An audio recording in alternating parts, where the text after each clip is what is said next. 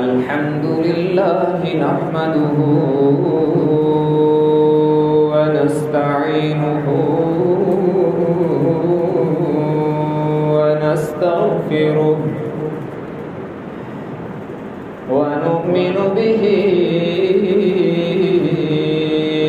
ونتوكل عليه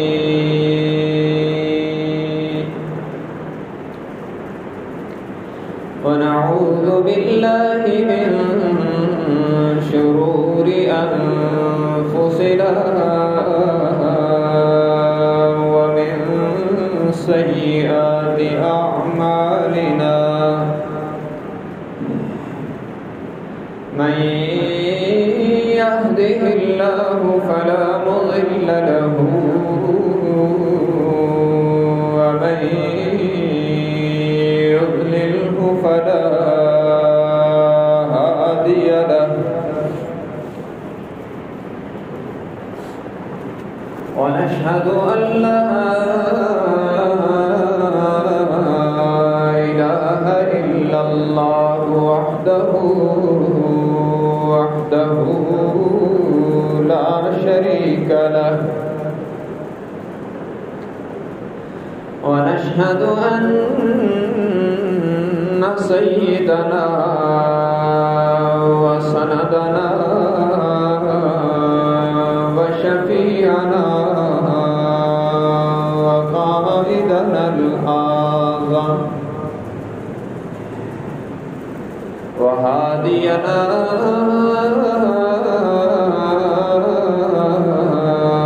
ومرشدنا ومقوانا ومرجانا ومولانا محمدا عبده ورسوله أرسله بالحق بشيرا ونذيرا وداعيا إلى الله بإذنه وسراجا منيرا وصلى الله تعالى عليه وعلى آله وأصحابه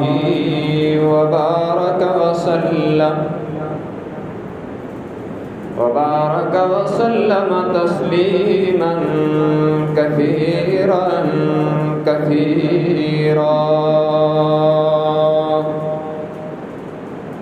أما بعد فأعوذ بالله من الشيطان الرجيم بسم الله الرحمن الرحيم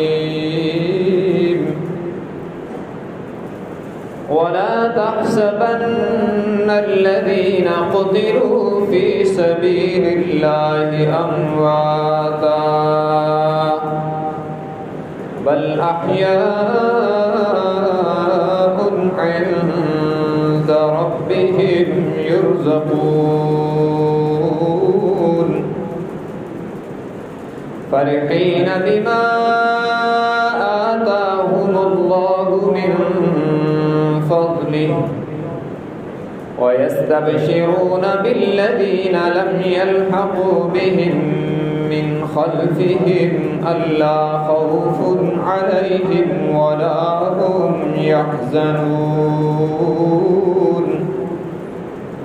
يستبشرون بنعمة من الله وفضل وأن الله لا يضيع أجر المؤمنين وقال النبي صلى الله تبارك وتعالى عليه وسلم للحسن والحسين هما ريحانتي في الدنيا أو كما قال النبي صلى الله تبارك وتعالى عليه وسلم صدق الله وصدق رسوله النبي الأمي الهاشمي الأمين الكريم ونحن على ذلك لمن الشاهدين والشاكرين والحمد لله رب العالمين. إن الله وملائكته يصلون على النبي يا أيها الذين آمنوا صلوا عليه وسلموا تسليما. اللهم صل على محمد وعلى آل محمد كما صليت على إبراهيم وعلى آل إبراهيم إنك حميد مجيد. اللهم بارك على محمد وعلى آل محمد كما باركت على إبراهيم وعلى آل إبراهيم إنك حميد مجيد.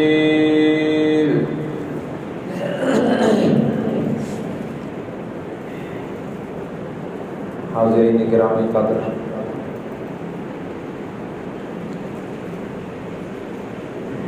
حضرت حسین رضی اللہ تعالی عنہ کی عظمت و مظلومیت کو بیان کرتے ہوئے یہ تیسرا خطبہ ہے.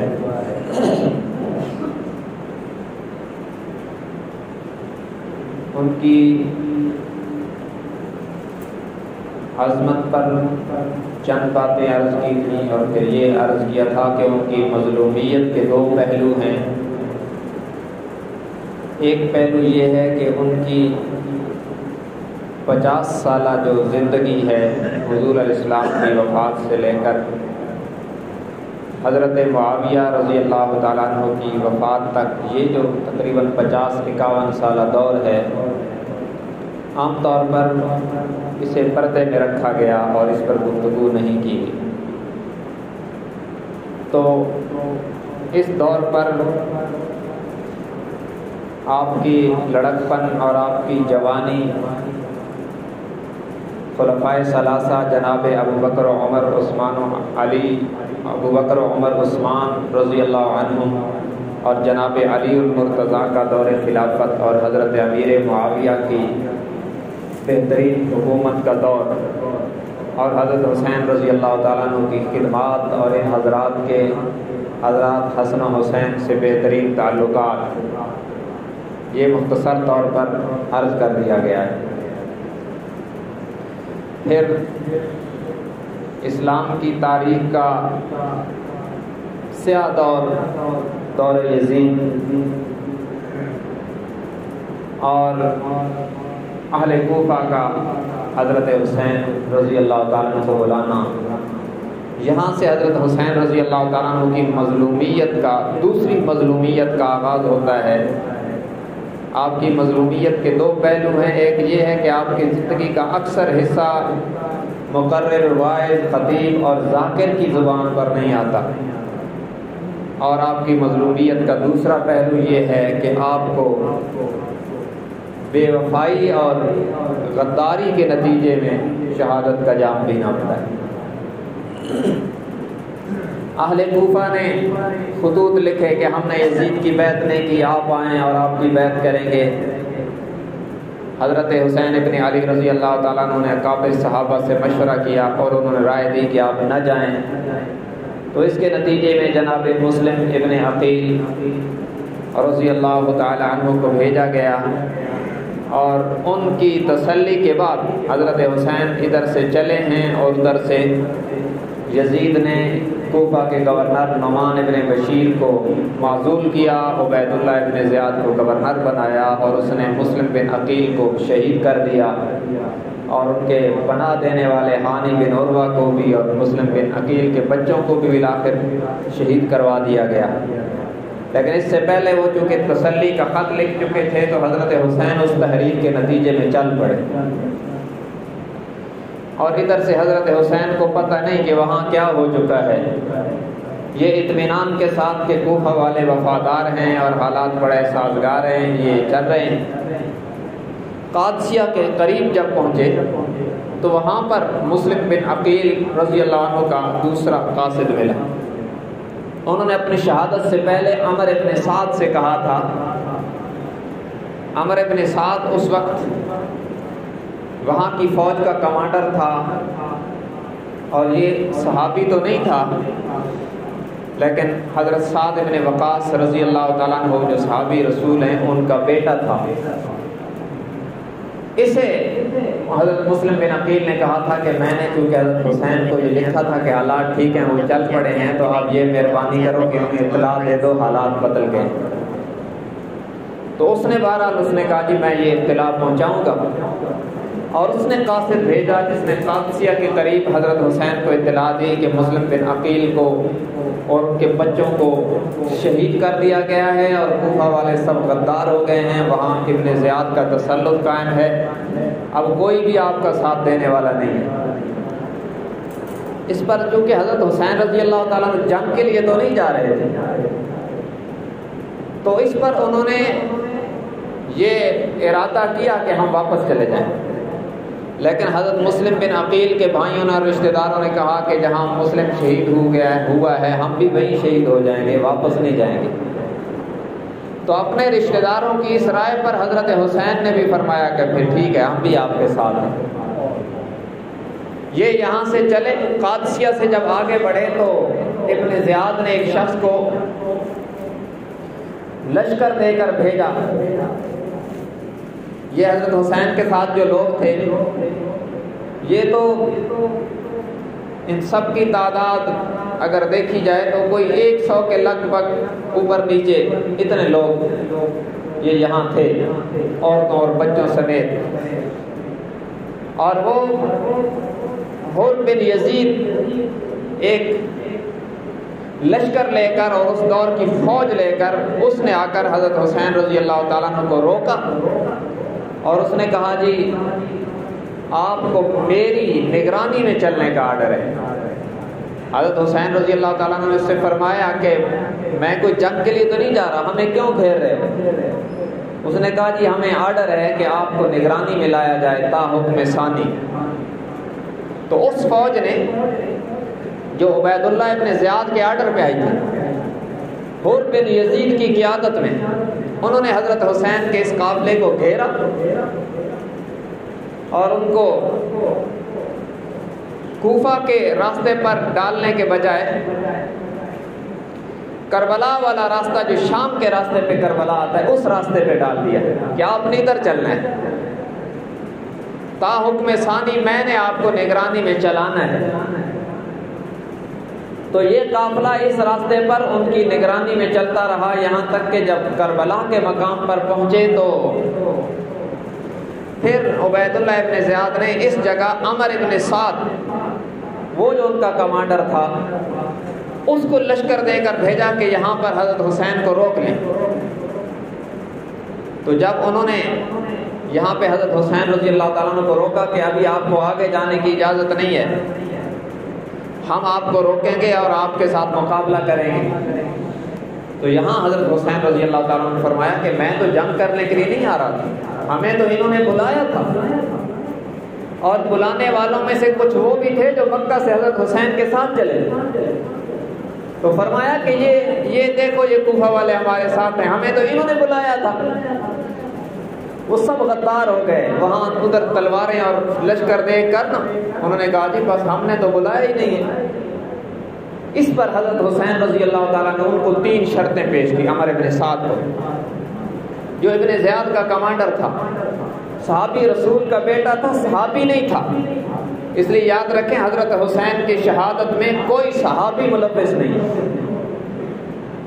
کیونکہ صحابہ کرام محفوظ و مغفور ہیں اور ہر قسم کی تنقید سے پاک ہیں. اللہ نے ان کو اس سے محفوظ رکھا. وہ اہل بیت کی عزت و اکرام میں تو ہیں, اہل بیت کی توہین میں کوئی صحابی ملوث نہیں. تو عمر ابن سعد کو حضرت حسین نے 3 شرطیں پیش کی کہ بھائی میں تو جنگ کے لیے نہیں آیا, اب یہ ہے کہ اگر تمہارا ارادہ جنگ کا ہے تو یا تو ہمیں پھر واپس جانے دو, ہم لڑنا تو نہیں چاہتے. ظاہر ہم لڑنے آتے تو عورتوں کو ساتھ تو نہ لاتے, چھوٹے چھوٹے بچوں کو ساتھ نہ لاتے. یا تو ہمیں واپس جانے دیں, یا پھر اگر ہم نے لڑنا ہی ہے تو ہمیں اسلامی سرحدات میں سے کسی سرحد پہ کسی محاذ پہ جانے دیں, ہم کفار کے ساتھ لڑ کے شہید ہو جائیں. یا پھر مجھے یزید سے ملنے دو, میں خود اس سے بات کر لوں گا, میں خود اس سے مذاکرات کر لوں گا. تو عمر ابن سعد نے کہا کہ بات تو ٹھیک ہے, خواہ مخواہ ہمیں اپنے ہاتھ آل رسول کے خون سے رنگین کیوں کریں, شرطیں تو ٹھیک ہیں. اس نے ابن زیاد کو لکھا کہ حضرت حسین کی طرف سے یہ 3 شرطیں ہیں, تو ان میں سے کوئی شرط ہمیں مان لینی چاہیے. اس کے پاس جب یہ شرطیں گئی نا تو اولاً اس نے بھی کہا کہ واہ بھائی واہ, بات تو بن گئی, شرطیں تو ٹھیک ہیں, ہمیں ان میں سے کوئی شرط قبول کر لینی چاہیے تاکہ تصادم بھی نہ ہو, ہم خواہ مخواہ آل رسول کے قتل میں بدنام ہوں, اس سے بھی بچ جائیں اور امن کے ساتھ مذاکرات ہو جائیں تو اچھی بات ہے. لیکن ایک بدبخت جس کی پیشانی پر یہ سیاہ داغ لگنا تھا, اس کا نام تھا شمر ابن ذوالجوشن. یہ وہ بدبخت آدمی ہے جو حضرت علی کی بیوی ام البنین کا بھائی تھا, حضرت علی کا سالہ بھی تھا, اور اس لحاظ سے حضرت حسین کا ماموں بھی تھا. اور حضرت علی کا جو بیٹا عثمان ابن علی اس کربلا میں شہید ہوا, وہ اس شمر کا سگا بھانجا تھا. ایسا بدبخت ہے, اس نے کہا کہ عبید اللہ ابن زیاد یہ کیا کر رہے ہو, یہ حسین وہی ہے جو مدینہ کے گورنر کے محل سے اس طرح نکل گیا تھا اور آج ہمارے پاس لشکر لے کے آ گیا ہے, یہاں سے نکل گیا تو یہ قوت بن کے مقابلہ کرے گا, اسے یہاں سے نہ نکلنے دو. یہ خطرناک قسم کی رائے اس بدبخت نے دی, جس پر عبید اللہ ابن زیاد بھی بفر گیا, اور اس نے لکھا کہ حسین کی کوئی شرط قبول نہیں ہے, بس ایک ہی شرط ہے کہ حسین ابن علی میرے ہاتھ پر میری اطاعت کی بیعت کرے. ظاہر ہے عبید اللہ ابن زیاد نے مسلم بن عقیل کو قتل کروایا تھا, حضرت حسین کے رشتہ داروں کا قاتل تھا, ان کے بھتیجے ان کے چچا کے بیٹے کا قاتل تھا. حضرت حسین اس کے ہاتھ میں ہاتھ تو نہیں دے سکتے تھے, وہ تو ظالم مشہور تھا. اور حضرت علی کا بیٹا اور فاطمہ کا بیٹا اور حضور کا نواسا کسی ظالم کے ہاتھ میں ہاتھ دے دے اطاعت کا, یہ تو ممکن ہی نہیں تھا. تو ابن زیاد کا قاصد آیا اور اس نے کہا کہ آرڈر یہی ہے کہ حسین ابن علی ابن زیاد کی بیعت کریں تو تب بات ہے, ورنہ نہیں. اور ساتھ ہی ابن زیاد کو شمر نے کہا مجھے لشکر دے کر بھیجو, یہ عمر بن سعد تو حسین کے ساتھ ملا ہوا ہے, یہ ان پر سختی نہیں کر رہا, مجھے لشکر دے کر بھیجو. تو اس کو مزید لشکر دے کر بھیجا, اور ساتھ یہ آرڈر بھی کیا کہ عمر ابن سعد کو کہو ہماری اطاعت میں لڑنا ہے تو ٹھیک ہے, ورنہ تمہیں بھی قتل کر دیا جائے گا. تو اس کو تو اپنی جان کے لالے پڑ گئے. وہ حضرت حسین کے ساتھ نرمی کر رہا تھا, کیونکہ کسی حد تک اگرچہ وہ صحابی نہیں تھا لیکن تابعی تو تھا, صحابہ کو تو اس نے دیکھا تھا اور وہ اثرات تو کسی حد تک تھے, اس لیے وہ نرمی کر رہا تھا. لیکن جب ادھر سے دھمکی آئی نا کہ اگر تم نہیں لڑو گے تو تم بھی یہاں قتل کر دیے جاؤ گے, اس نے بھی ارادہ بدلا. یہ حالات جب بدلے تو حر بن یزید جس نے حضرت حسین اور ان کے ساتھیوں کو گھیر کے یہاں لایا تھا, وہ اپنے گھوڑے پہ سوار ہوا اور اپنے ساتھیوں سمیت حضرت حسین کے لشکر میں چلا گیا, اور اس نے جا کر معذرت کی اور اس نے کہا کہ مجھے معاف کر دیں, میں ہی آپ کو یہاں لایا ہوں, لیکن مجھے یہ نہیں پتا تھا کہ یہ اس ارادے کے ساتھ ہیں, یہ کرنا چاہتے ہیں. مجھے یہ پتا ہوتا تو میں آپ کو یہاں نہ لاتا. لیکن بہرحال اب میں معافی مانگتا ہوں اور میرا عہد ہے میں آپ کے ساتھ مر جاؤں گا، شہید ہو جاؤں گا، لیکن اب میں ان کے لشکر میں نہیں جاؤں گا۔ اور یہ پھر حر بن یزید حضرت حسین کے لشکر میں شہید ہوا ہے، واپس نہیں گیا وہاں۔ بہرحال یہ 9 محرم کی بات ہے، 9 محرم الحرام سن 61 ہجری۔ حضرت حسین رضی اللہ تعالیٰ عنہ کو آ کر ان کے بھائی عباس ابن علی رضی اللہ تعالیٰ عنہ بتلایا کہ ان کا ارادہ جنگ کا ہی ہے، بغیر جنگ کے اب کوئی چارہ نہیں ہے۔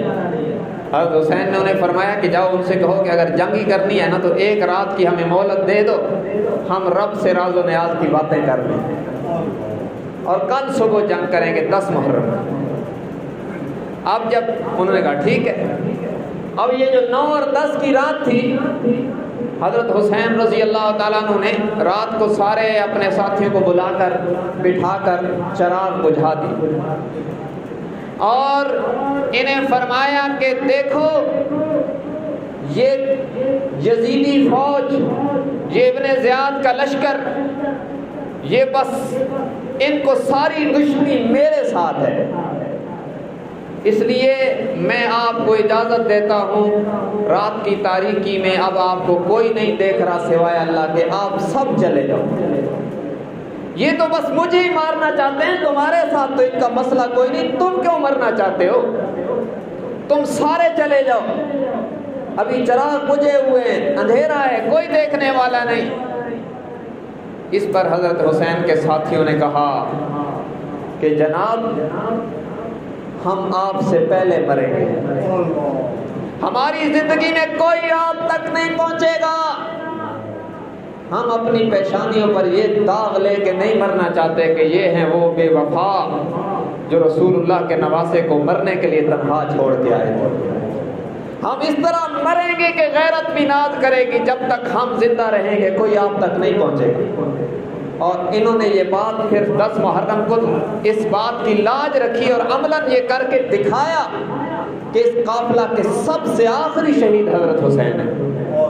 ان کے ساتھی ایک ایک کر کے گرتے رہے، لیکن جب تک ان کا ایک ساتھی بھی زندہ رہا حضرت حسین تک کوئی یزیدی فوج کا سپاہی پہنچنے نہیں پائے۔ انہوں نے وعدے کی لاج رکھی ہے۔ دیکھیں ہمیں اس میں یہ سبق ہے، پہلے قادسیہ کے مقام پر مسلم بن عقیل کے بھائیوں نے کہا ہم واپس نہیں جاتے، تو حضرت حسین ان کے لیے چلے۔ یہاں حضرت حسین نے کہا واپس چلے جاؤ، تو وہ حضرت حسین کے لیے لڑے۔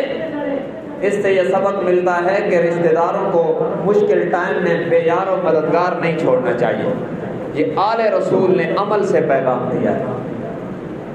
اس رات جب انہوں نے اعلان کر دیا تو حضرت حسین رضی اللہ تعالیٰ عنہ نے فرمایا ابھی تھوڑی دیر پہلے عشاء کی نماز کے بعد بیٹھے عشاء کی نماز کے بعد یوں بیٹھے میری آنکھ لگ گئی۔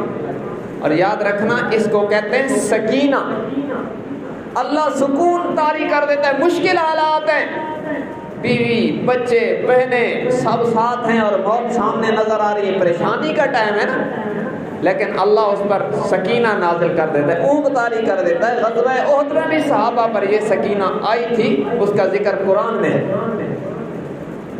ثم انزل عليكم من بعد الغم امنة نعاسا يغشى طائفة منكم۔ یہ رب العالمین فرماتے ہیں غم کے بعد ہم نے تمہارے اوپر ایسی اونگ طاری کی جس نے سارے غم کو سکون میں بدل ڈالا۔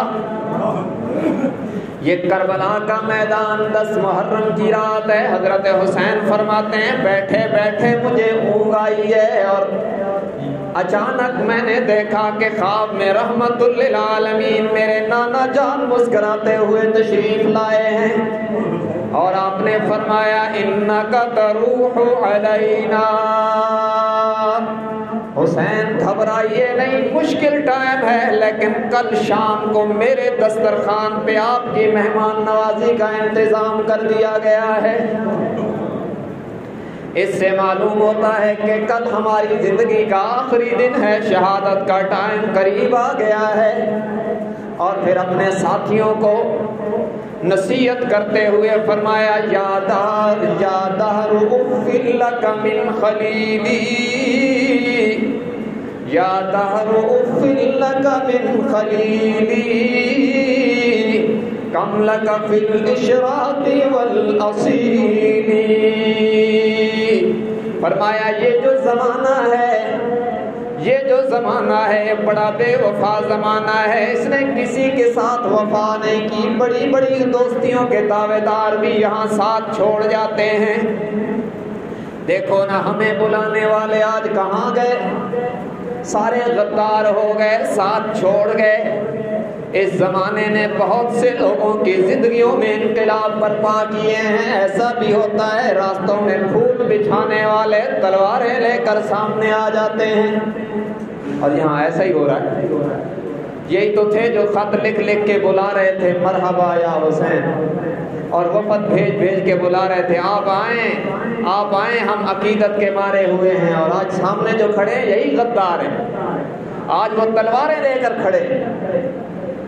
اور عجیب بات ہے، حضرت عبداللہ ابن عباس نے مکہ مکرمہ سے جب حضرت حسین روانہ ہو رہے تھے تو فرمایا تھا کہ مجھے خطرہ ہے کہ کہیں ایسا نہ ہو کہ یہ جو کہہ رہے ہیں نا ہم آپ کے ساتھ ہیں، کہیں ایسا نہ ہو یہ زبان سے کہیں ہم آپ کے ساتھ ہیں لیکن ان کی تلواریں ابن زیاد کے ساتھ ہوں گے۔ اور یہ بھی فرمایا تھا حسین ابن علی آپ نہ جائیں، مجھے خطرہ ہے کہ جیسے حضرت عثمان کو بیوی کے سامنے تڑپا کے شہید کر دیا گیا، آپ کو بھی یہ کوفہ والے بچوں کے سامنے شہید کریں گے۔ اور ان کی بات آج سچی ہو رہی ہے۔ یہ 10 محرم سن 61 ہجری کا وہ عجیب دن ہے، خاندان رسول میدان میں اترا ہے، صفیں بند گئی، اور صبح کے آغاز میں جناب حسین ابن علی نے اس بدبخت یزیدی فوج کو خطبہ دیا، فرمایا لوگوں کیا مجھے جانتے نہیں ہو میں کون ہوں؟ میں وہی حسین تو ہوں نا جس کے بارے میں اللہ کے نبی نے فرمایا سیدہ شباب اہل الجنہ، اللہ نے میرے سر پر جنتی جوانوں کی سرداری کا تاج رکھا ہے۔ اگر تمہیں یقین نہیں آتا تو ابھی انس ابن مالک زندہ ہیں، زید ابن ارقم صحابی زندہ ہیں، ان سے جا کے پوچھ لو نا، انہوں نے اپنے کانوں سے میرے نانا کا فرمان سن رکھا ہے۔ لیکن یہ بدبخت خون کے پیاسے عہدوں کے لالچی، کوئی بات ان پہ اثر نہیں کر رہی۔ بالآخر جنگ شروع ہو گئی، ادھر ہزاروں کا لشکر اور ادھر 72 مشہور قول کے مطابق۔ ویسے مورخین نے کم و بیش لکھا ہے، 100 سے زائد تعداد بھی بعض مورخین نے لکھی ہے جو کربلا کے شہید ہیں، لیکن مشہور یہ ہے کہ وہ 72 تھے۔ اور یاد رکھنا ان میں 21 افراد وہ شہید ہوئے ہیں جو براہ راست آل رسول کے افراد تھے، جو اصلی سید تھے۔ 21 لوگ وہ شہید ہوئے حضرت حسین کے سمیت، اور باقی افراد وہ تھے جو حضرت حسین کے عقیدت مند اور ان کے ساتھ ان کے حامی آئے تھے۔ باقی وہ لوگ حر بن یزید کے ساتھی بھی اس میں کچھ آئے تھے، وہ بھی اس میں شہید ہوئے ہیں۔ تو یہ سارے لوگ اس طرح یہ جنگ شروع ہوئی، ادھر خیموں میں خواتین بھی ہیں، تسبیح اور تلاوت کا اہتمام ہے، مشکل ٹائم ہے، صبر والی آیات گونج رہی ہیں خیموں میں۔ یا ایھا الذین آمنوا استعینوا بالصبر والصلاۃ ان اللہ مع الصابرین۔ اور کہیں سے صدا آتی ہے وَلَنَبْلُوَنَّكُمْ بِشَيْءٍ مِّنَ الْخَوْفِ وَالْجُوعِ وَنَقْصٍ مِّنَ الْأَمْوَالِ وَالْأَنفُسِ وَالثَّمَرَاتِ وَبَشِّرِ الصَّابِرِينَ الَّذِينَ إِذَا أَصَابَتْهُم مُّصِيبَةٌ قَالُوا إِنَّا لِلَّهِ وَإِنَّا إِلَيْهِ راجعون۔ یہ قرآن کی آیات کی صدائیں گونج رہی ہیں خیموں سے، اور ادھر تیر و تلوار کی بارش ہو گئی، یکے بعد دیگر آل رسول کے افراد شہید ہو رہے ہیں۔ جناب علی اکبر، جناب علی اصغر، جناب حسین ابن علی کے فرزند ان کی آنکھوں کے سامنے کاٹے جا رہے ہیں، بہنوں کے سامنے ان کے بھائیوں کی لاشیں گر رہی ہیں، مگر استقامت کے ساتھ، صبر کے ساتھ جنگ جاری ہے، ایک ایک کر کے شہید ہوتے جا رہے ہیں۔ وقت گزر رہا ہے، نماز ظہر کا ٹائم آیا، جناب حسین ابن علی نے فرمایا جنگ بند کر دیں، نماز ادا کرنے دیں، مگر بدبخت یزیدی فوج نے کہا تم باغی ہو، تمہاری نمازیں قبول ہی نہیں ہیں۔ حضرت حسین نے فرمایا ارے نادانو، اگر آل رسول کی نماز قبول نہیں تو پھر دنیا میں کس کی نماز قبول ہوگی؟ انہوں نے جنگ نہ روکی۔ حضرت حسین نے صلاۃ الخوف ادا کی، حالت جنگ میں نماز ادا ہو گئی، پھر جنگ چلتی رہی، ایک ایک کر کے لوگ شہید ہو رہے ہیں۔ عرب کی گرمی تپتے ہوئے صحرا پر پھول سے زیادہ نازک چہرے آج خاک آلود ہو رہے ہیں۔ عجیب منظر ہے، جنہیں کبھی میرے آقا نے اپنے ہونٹ چسائے تھے آج وہ پیاس کی شدت میں تڑپ رہے ہیں، ایک ایک کر کے سارے ساتھی گر رہے ہیں۔ بالآخر جناب حسین ابن علی رضی اللہ عنہ ایک مرحلے پر پیاس کی شدت سے نڈھال ہو کر جو بیٹھے، پانی کا پیالہ منہ کو لگایا، ایک بدبخت نے تیر مارا جو جناب حسین کے ہونٹوں سے پار ہو گیا۔ عجیب منظر ہے، حضرت حسین کے چھوٹے بیٹے جناب عبداللہ ابن حسین جنہیں علی اصغر بھی کہا جاتا ہے، جناب حسین ابن علی نے آخری وقت میں اپنے بیٹے کو گود میں بٹھا کر پانی پلانا چاہا، ایک بدبخت نے ادھر سے تیر مارا جو علی اصغر کے حلق سے پار ہو گیا، یوں خون کا فوارہ جو نکلا، جناب حسین ابن علی نے ایسے ہاتھ میں خون لے کر اوپر کہا اللہ دیکھ لے اس کا کیا قصور تھا، اور پھر فرمایا میرے اللہ ان سب قاتلوں کو اچھی طرح گن لے، انہیں ان میں سے ایک کو بھی زندہ نہ چھوڑنا۔ اور اللہ نے حضرت حسین کی اس دعا کو ایسا قبول کیا کہ یہ سارے قاتل نشان عبرت بنے ہیں۔ بالآخر ایک ایک کر کے سب شہید ہو گئے۔ بالآخر جناب حسین ابن علی کا اتنے تیر مارے، تیروں اور تلواروں کے اتنے زخم لگے، محدثین مورخین لکھتے ہیں کہ تلواروں اور نیزوں کے کوئی 66-67 زخم جناب حسین ابن علی کے جسم پر ہیں، اور تیروں کے زخم اس کے علاوہ تھے۔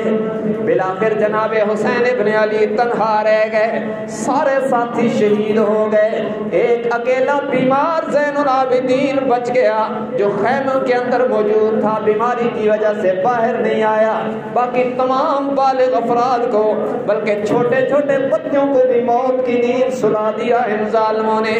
آخری وقت میں جناب حسین ابن علی ہے، بالآخر اسی شمر ابن ذوالجوشن نے تیر مارا، جناب حسین رضی اللہ تعالیٰ عنہ زخموں سے چور ہو کر گرے ہیں، سر سجدے میں رکھ دیا ہے، یہی بدبخت آگے بڑھا ہے دوسروں کو لے کر، جناب حسین ابن علی کی گردن بھی کاٹ دی ہے، اور ادھر یہ کم از کم 72 شہید ہو گئے، ادھر ان کی فوج کے 86 بندے مردار اور مارے گئے، واصل جہنم ہو گئے۔ لیکن دیکھیے نا اتنا ظلم ہے، آج ہمارا کوئی مر جائے اسے کفن بھی ملتا ہے، جنازے بھی پڑے جاتے ہیں، لیکن وہ بدبخت اپنے لوگوں کی لاشیں اٹھا کر لے گئے، آل رسول کی لاشیں بے گور و کفن پڑی رہ گئی، ان کا جنازہ پڑھنے والا بھی کوئی نہ تھا۔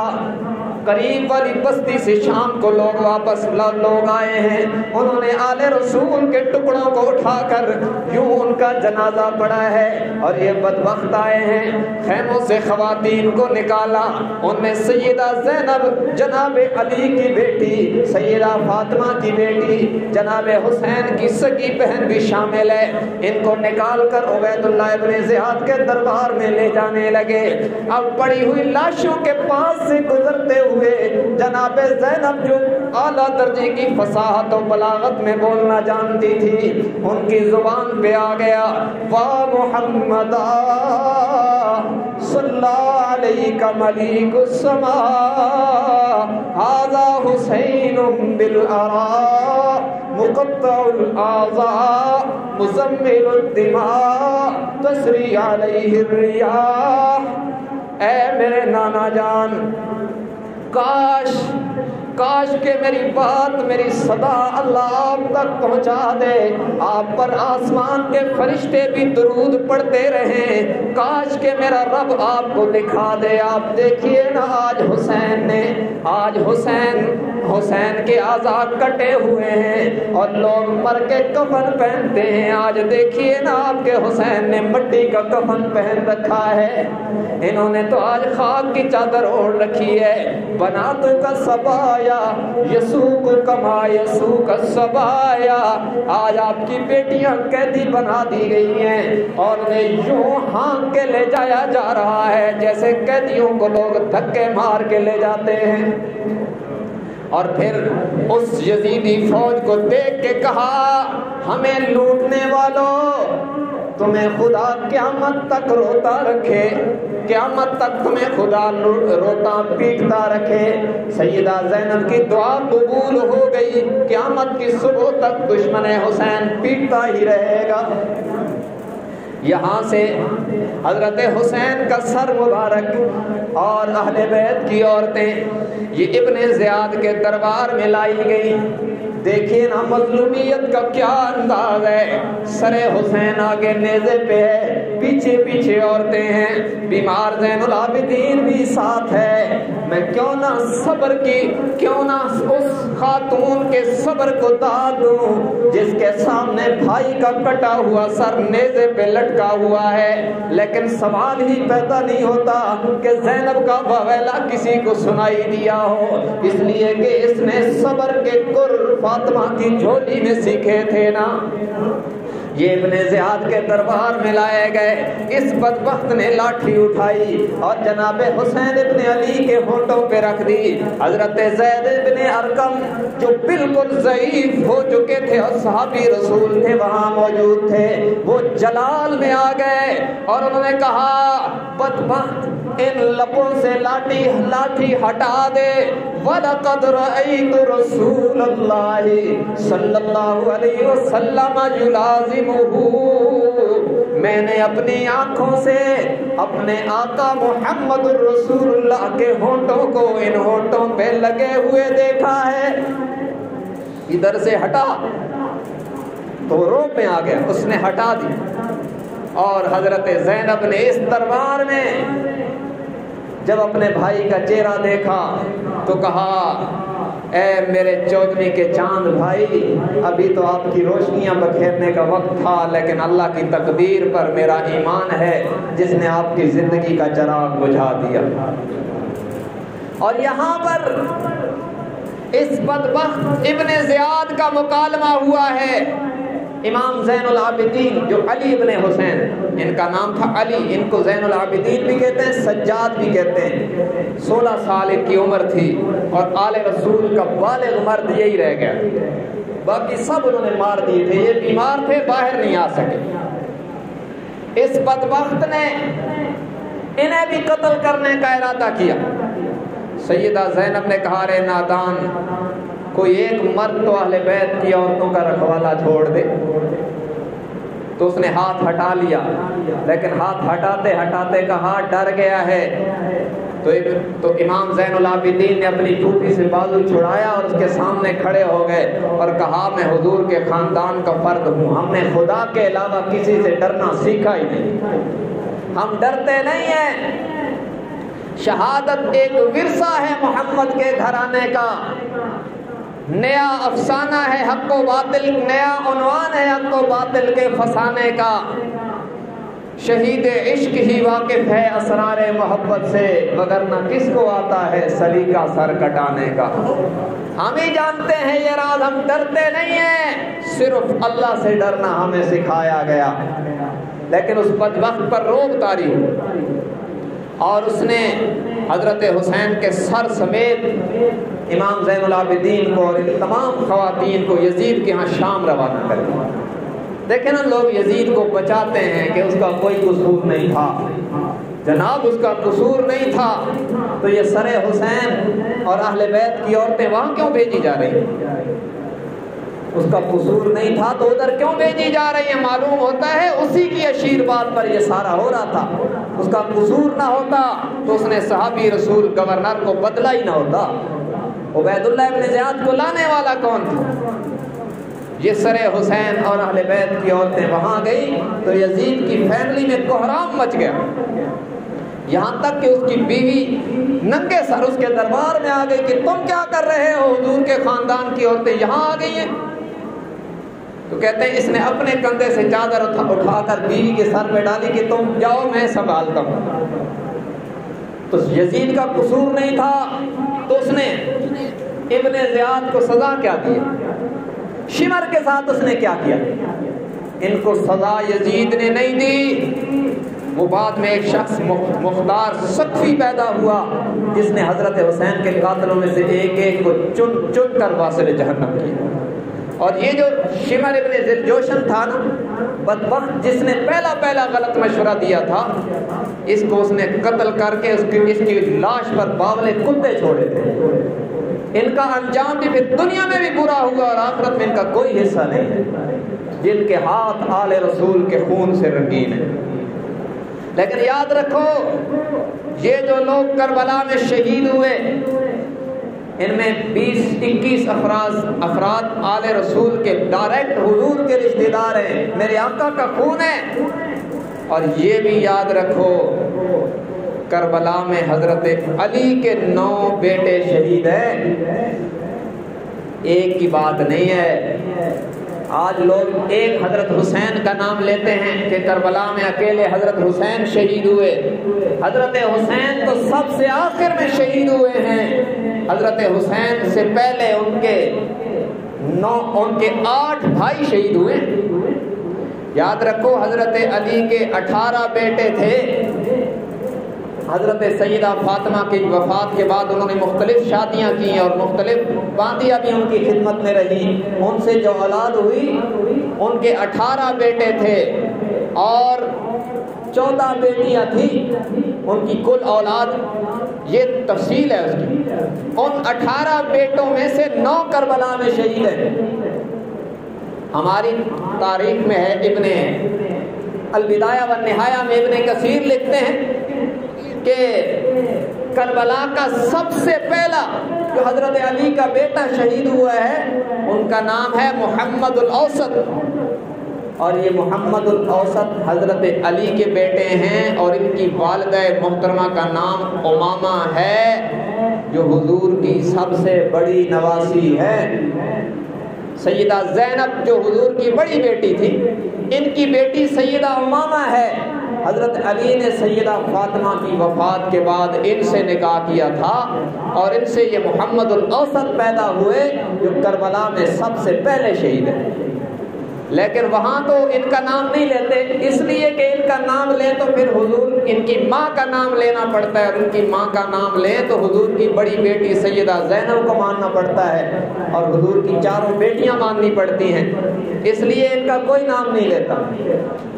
تو بہرحال پہلے جو حضرت علی کے بیٹے شہید ہوئے ان کا نام محمد الاوسط ہے. دوسرے حضرت علی کے بیٹے جو شہید ہوئے کربلا میں ان کا نام جعفر ابن علی ہے. اور تیسرے جو بیٹے حضرت علی کے کربلا میں شہید ہوئے ان کا نام ابو بکر ابن علی ہے. لوگ کہتے ہیں ابو بکر اور علی میں پیار نہیں تھا. ابو بکر اور علی میں اتنا پیار تھا کہ حضرت ابو بکر کی وفات کے بعد حضرت علی کا بیٹا ہوا تو نام ابو بکر رکھا ہے.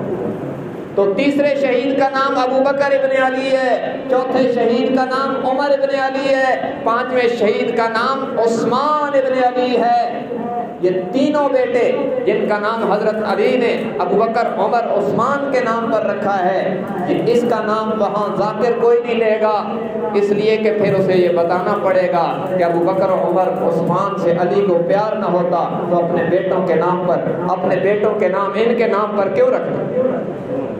تو یہ پانچ ہو گئے، محمد الاوسط، جعفر ابن علی، ابو بکر ابن علی، عثمان ابن علی، عمر ابن علی، اور چھٹے شہید کا نام عبداللہ ابن علی ہے،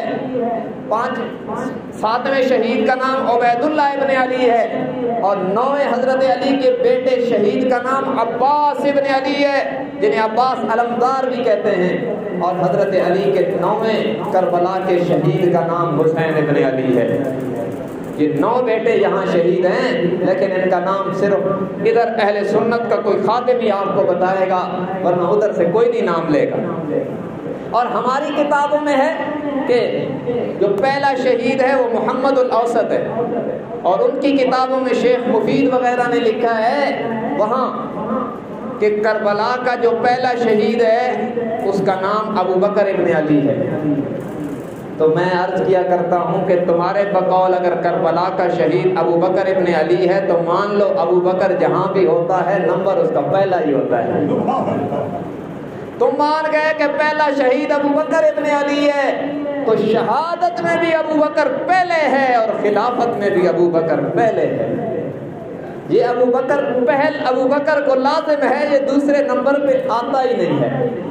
تو بہرحال یہ شہدائے کربلا ہیں، اس میں حضرت حسن کے 3 بیٹے شہید ہیں، اور حضرت حسین کی بہن سیدہ زینب کے بیٹے بھی شہید ہیں، اون اور محمد یہ حضرت جعفر کے بیٹے تھے، یہ بھی اس میں شہید ہیں، حضرت عبداللہ ابن جعفر کے بیٹے اون اور محمد یہ بھی یہاں شہید ہیں، اور دیگر ان کے خاندان کے افراد مسلم بن عقیل کے 2 مزید بیٹے یہاں شہید ہیں، یہ حضور کے سارے رشتہ دار تھے۔